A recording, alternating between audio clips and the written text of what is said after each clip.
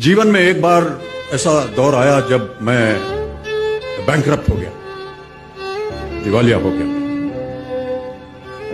मेरी बनाई हुई कंपनी घाटे में चली गई, करोड़ों का कर्जा चढ़ गया, मेरा व्यक्तिगत बैंक बैलेंस जीरो यानी शून्य हो गया। कमाई के सब जरिए बंद थे और सरकार की तरफ से घर पर कुर्की के छापे लगे। ये बात धीरूभाई को पता चली।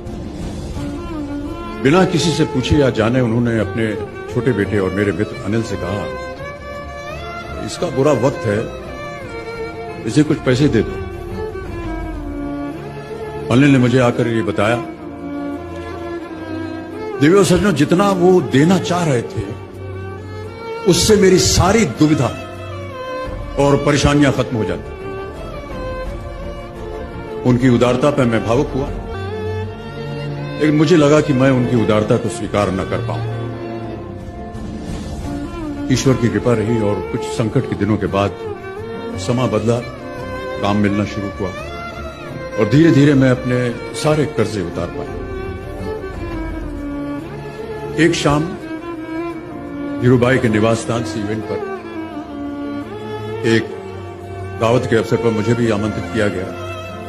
तो ऊपर लॉन में एक तरफ धीरूभाई बड़े से मेज पर अपने कुछ मित्रों, बड़े फाइनेंशियल और कॉर्पोरेट वर्ल्ड के दुनिया के दिग्गजों के साथ बैठे बात कर रहे थे। मुझ पर नजर पड़ी तो मुझे बुलाया और कहा, यहां मेरे साथ बैठो।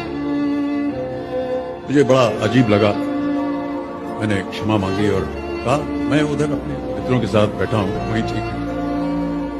उन्होंने जिद की और बैठा लिया मुझे। फिर अपनी उस दिग्गजों की महफिल में उन्होंने कहा,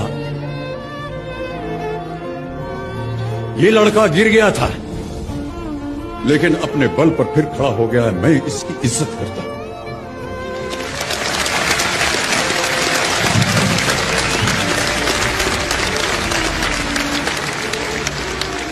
उनका ये व्यवहार और उनके वो शब्द मेरे लिए उस धनराशि से हजारों गुना ज्यादा मूल्यवान थे, जितना कि वे मुझे मेरी संकट से बाहर आने के लिए देने के लिए तैयार थे। ये उनका व्यक्तित्व।